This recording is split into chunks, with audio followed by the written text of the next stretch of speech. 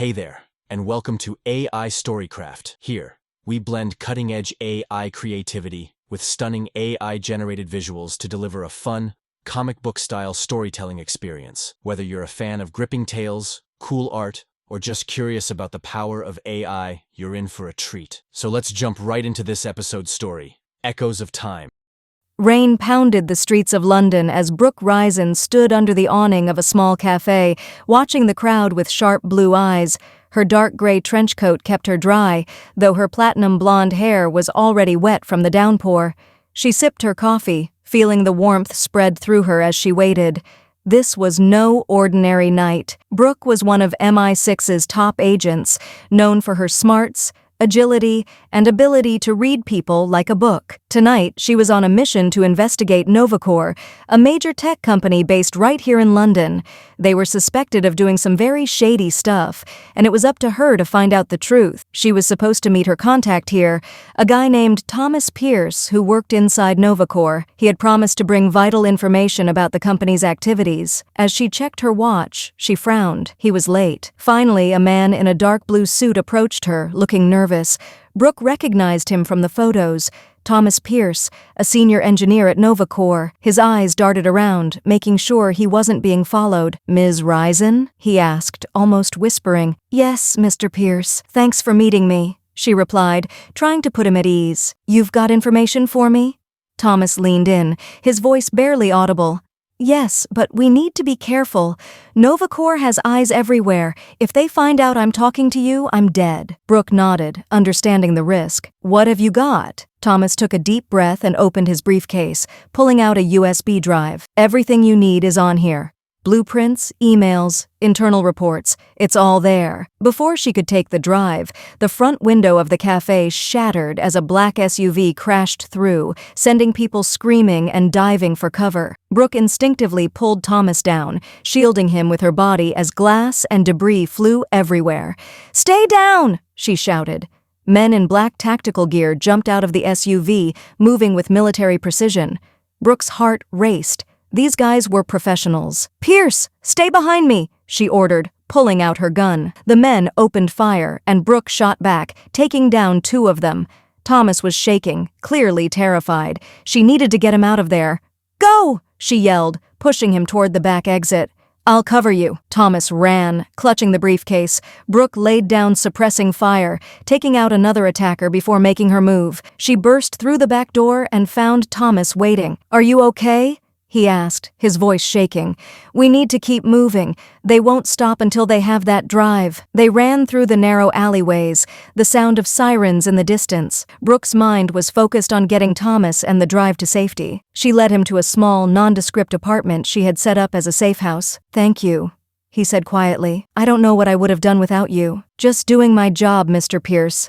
Now, let's see what's on that drive." Brooke plugged the USB into her laptop and Thomas hovered nearby, still anxious. "Project Helix," Brooke muttered as she opened the first file. The details were just as Thomas had described. Novacore was developing AI that could hack into any digital system in seconds. The potential for misuse was terrifying. As she dug deeper, Brooke found evidence of other sinister projects, experiments on human subjects, illegal arms deals, and covert operations worldwide, along with a top-secret project known only as Project T-Rex. Novacore wasn't just a threat to the UK, it was a global danger. "We need to get this to MI6, she said firmly. "They need to know what we're dealing with." Brooke connected to MI6 through a secure line, sending the flash drive's contents directly to Director Davis, the head of MI6. Upon reviewing the information, Director Davis realized the urgency of uncovering details about Project T-Rex. He immediately assigned Brooke to go undercover and infiltrate Novacore to gather more information. An hour later, MI6 agent Adam Lane arrived with 2 Special Forces officers. They delivered a kit to Brooke and extracted Thomas Pierce, taking him to safety. The kit contained a fire inspector uniform, 3 clips for her pistol, 2 with non-lethal shock rounds, and 1 with bullets, and a device known as the Pulse. Worn on the wrist, the Pulse can hack computers, computerized locks, and security systems, track electronic devices, emit a powerful energy pulse capable of knocking a person unconscious, and can even project a lifelike hologram of the agent wearing it. The next morning, Brooke donned the fire inspector uniform, concealing her pistol in a special pocket designed to block metal detectors. She secured the pulse around her wrist and stepped outside the safe house. A small car bearing a fire inspector logo was parked out front. She slipped into the driver's seat and set off toward Novacor's corporate headquarters. The rain had finally stopped, leaving the streets of London glistening in the early morning light. Brooke Risen, now clad in a fire inspector's uniform, drove a small car with the appropriate logos toward Novacor's towering headquarters. Her platinum blonde hair was neatly tucked under a regulation cap, and her sharp blue eyes were hidden behind dark sunglasses. She felt a mix of anticipation and tension as she approached the heart of her enemy's operations. Brooke parked near the entrance and walked briskly toward the front desk. The building loomed above her, a symbol of corporate power and, if the intel was correct, unspeakable corruption. "Good morning," she greeted the receptionist, flashing her official-looking ID. "I'm here for a routine fire safety inspection. I need access to all areas." The receptionist, a young woman with dark hair pulled into a neat bun, smiled politely. "Of course, Inspector. Let me notify security." Moments later, James O'Reilly, a private security agent, appeared and escorted Brooke to the elevators. He was tall and muscular, with a no-nonsense demeanor that told her he wasn't just a rent-a-cop. Novacor took its security seriously. "Is this your first time inspecting Novacor?" James asked, trying to make small talk. "First time here? Yes," Brooke replied, keeping her tone professional. "I've heard good things about your safety standards." James nodded. "We take it very seriously. Anything out of place? You just let me know." The elevator ride seemed to take forever. Brooke's mind raced through her plan. Her main objective was to find out more about Project T-Rex, a top-secret initiative hinted at in the files Thomas had given her.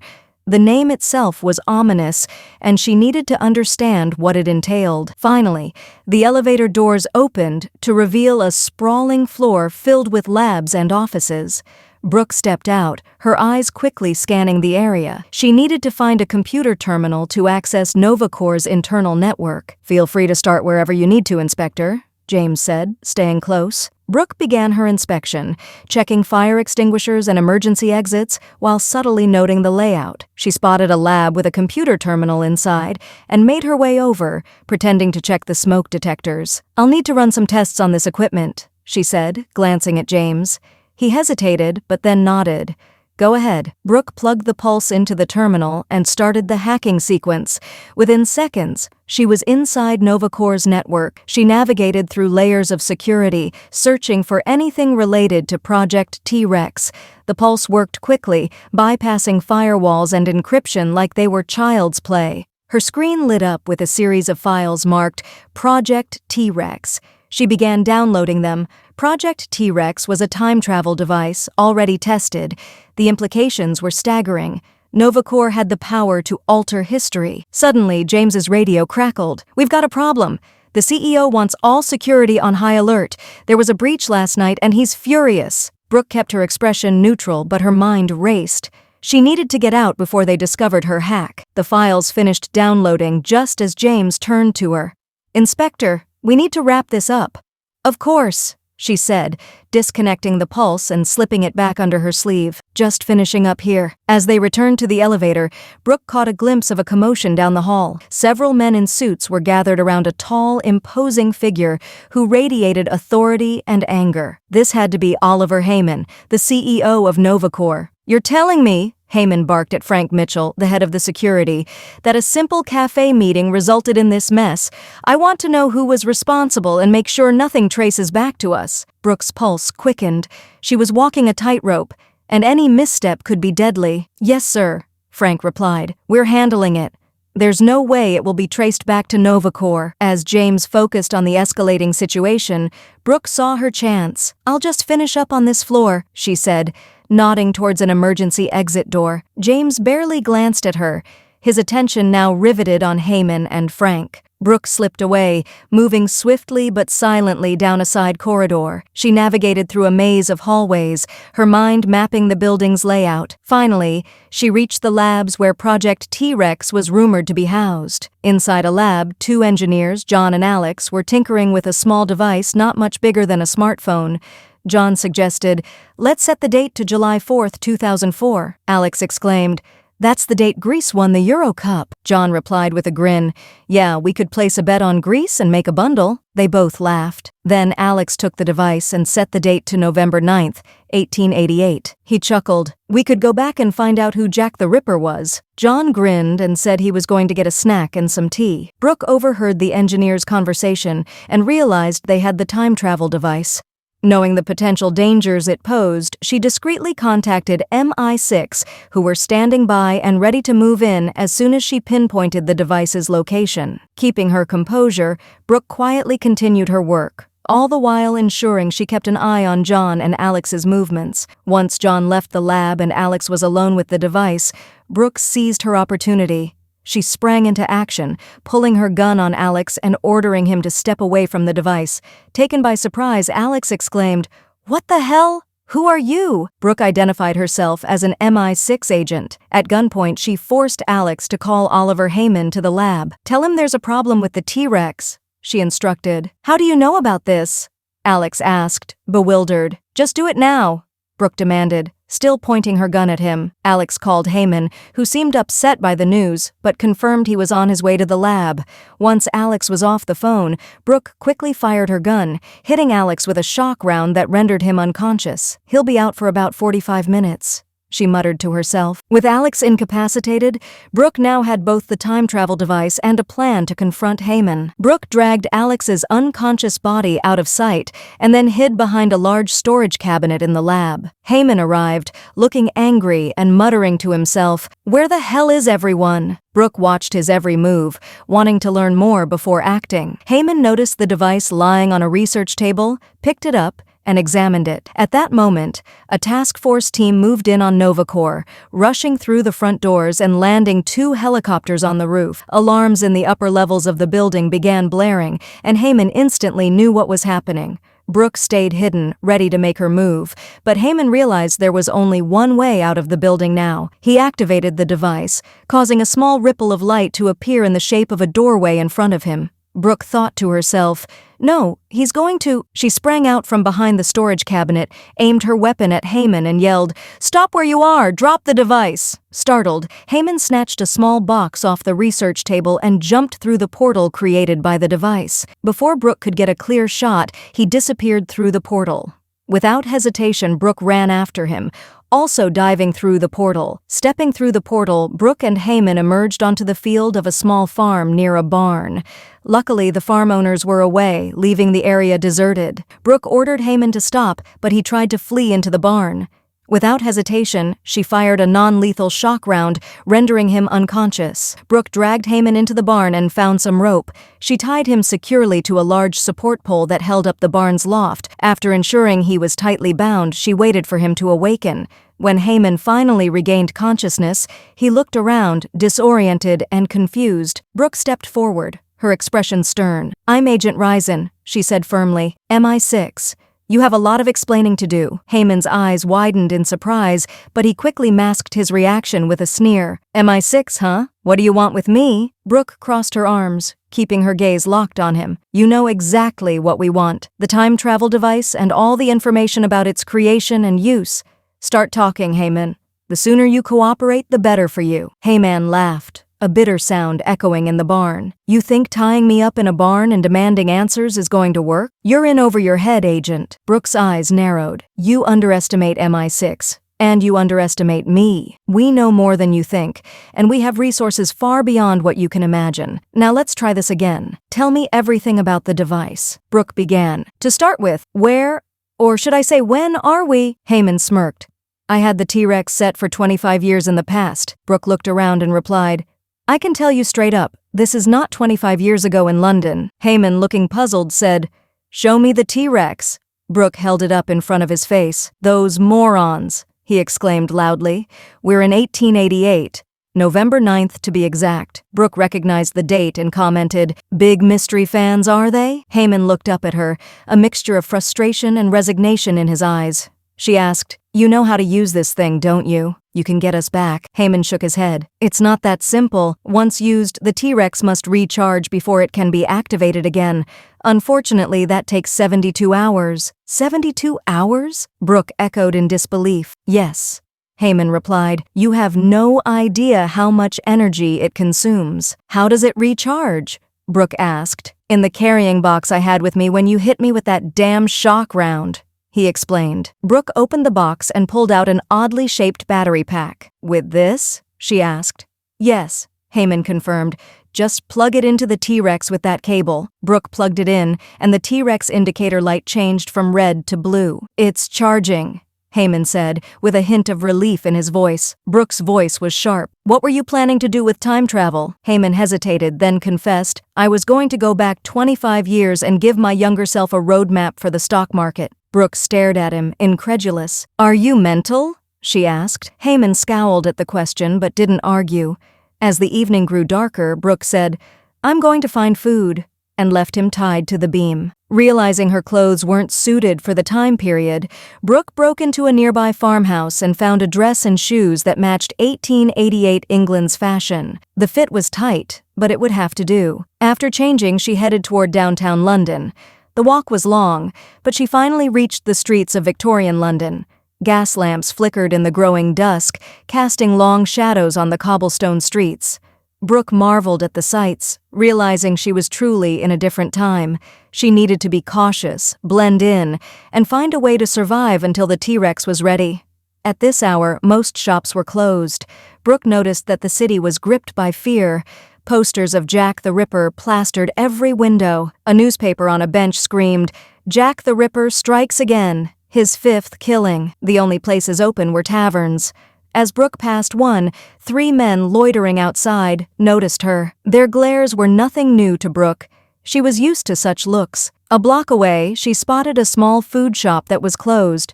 She slipped down an alley between the food shop and a shoe store. At the end of the alley, she found a door, picked the lock, and slipped inside. She quickly gathered some leftover stew and bread, packed them into a cloth bag, and made her way back to the street. As she walked, she passed 2 women who could only be described as prostitutes, discussing Jack the Ripper. She continued past the tavern in the opposite direction, her bag of food in hand.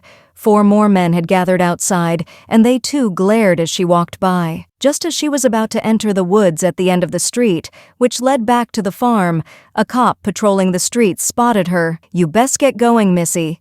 There's a madman on the loose." "Yes, sir, I'm on my way," Brooke replied. The cop watched her for a moment before resuming his patrol. Just as she was about to step into the woods, she noticed a strange man standing alone in front of a closed shop, staring at her. Back at the farm, she stopped by the well to draw fresh water and grabbed 2 tin cups before returning to the barn. They slept during the day, staying active at night to avoid encounters. The next evening, after waking up, Brooke untied Heyman, leaving his hands and feet bound so he could relieve himself. Afterward, she tied him back to the beam. "Is it really necessary to keep my hands and feet tied?"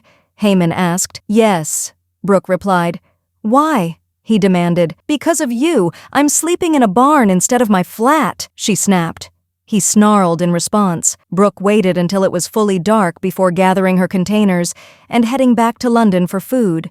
This time, she went east. A few blocks down, she found an Italian food shop that was closed. On her way, 2 sailors noticed her and watched her walk away before continuing on their way. Jack the Ripper posters and articles were everywhere. Just like the night before, she slipped down an alley beside the shop, found an open window, and climbed inside. She quickly gathered some bread and a chicken breast, thinking it would be easy to cook over an open flame. Back outside, she moved through the alley and spotted the same cop from the night before. Concerned he might recognize her, she ducked into another alley, heading behind the shops along the River Thames. At the end of the alley, she glanced west toward the woods, and then east, where she saw the same strange man from the previous night, about 100 feet 30.5 meters away. She quickened her pace, eager to get off the streets. As she walked down the narrow cobblestone path, with a low stone wall on one side and the backs of shops on the other, she sensed the man was following her. Trained in such situations, she easily picked up on his pursuit. As she passed under a tree that blocked the moonlight, Brooke darted into another alley. She used the pulse to project a hologram of herself. When the man caught up, he called out, "Hey, you there!" The hologram remained silent. Growing angry, the man shouted, "I'm talking to you, Dolly Mop!" When there was no response, he lunged forward, aiming for her throat, but his hands passed straight through the hologram. The man turned, confused as the image of Brooke vanished. She stepped from the shadows and said, "So, you're him, huh?" He stared at her, bewildered. "Yeah, I'm him all right. And you're a witch, a bloody witch." He drew a sharp knife from his belt and charged at her. Just before he reached her, Brooke threw a punch. The pulse emitted an energy blast that struck the man in the face, twisting his head backward. He twitched before collapsing onto the stone wall. Brooke approached the unconscious man, his body draped over the wall. As she looked at him, she thought of all she'd heard about Jack the Ripper, the brutality, the victims, the taunting of the police. Determined to end the threat, she grabbed his legs and flipped him over the wall. His body tumbled down the bank and into the River Thames, the swift current instantly carrying him away into the darkness. Satisfied but alert, Brooke scanned her surroundings to ensure no one had witnessed the event. She retrieved her bag of food and continued back to the barn, her senses heightened for any further danger. The next day, the T-Rex was fully charged, and Brooke and Heyman prepared to jump back to the present. With a flash of light and a disorienting rush, they were transported back to their own time. They emerged through a door-shaped ripple of light into the lab at NovaCore, where Agent Lane and 3 Special Forces officers were in the middle of seizing equipment and data. As Heyman stepped out of the portal, the officers immediately spun around, weapons drawn, and ordered him to the ground. Heyman complied, raising his hands in surrender. Brooke followed him through the portal. Agent Lane spotted her instantly and exclaimed, "Agent Risen, we've been looking for you. Where have you been?" "Long story," she replied, before instructing the officers to retrieve the T-Rex from Heyman. Agent Lane quickly contacted Director Davis to report Brooke's return. After a brief conversation, he informed her that Director Davis wanted her back at headquarters immediately. Still dressed in the fire inspector uniform she had changed into before the time jump, Brooke returned to MI6 headquarters. She sat across from Director Davis at his large desk, ready for a full debriefing. He listened intently, his eyes widening in disbelief as she recounted her experience, leaving out her encounter with Jack the Ripper. When she finished, Director Davis shook his head in amazement. "Time travel. What is the world coming to?" he muttered. After a moment, he ordered Brooke to take a week off to recover from everything she had been through. Standing up, he extended his hand. Brooke rose and shook it firmly. "Excellent work, Agent Risen," he said. On her way home, Brooke stopped by her favorite takeaway spot and grabbed some Chinese food for dinner. As she stepped through the door of her flat, she spread her arms wide and exclaimed, "My gorgeous, comfortable flat." After a long, warm shower, she changed into gray pajama bottoms and a plain white tank top. With the TV on in the background, Brooke sat at the bar just off the kitchen, eating her dinner while listening to the news through a Bluetooth speaker. The broadcast reported on a raid at NovaCore, revealing details of unethical and illegal practices uncovered there. Brooke shook her head and murmured to herself, "You have no idea." After dinner, she opened the fridge and spotted a frosted bottle of Clear Sky, her favorite light ale. She grabbed it, twisted off the cap, and stepped out onto the balcony of her top-floor flat. Gazing out over the sprawling city of London, she thought, "Wow, how it's grown." Taking a sip from the bottle, a slight smile formed on her face as she realized she was the only person in the world who truly knew what became of the infamous Jack the Ripper. Grilling up chicken breast over an open flame. Now that's how you do dinner right. What'd you think of this episode? If you're into it, smash that thumbs up. If not, hey, the dislike button's there too. That's a wrap for this one. See you in the next episode.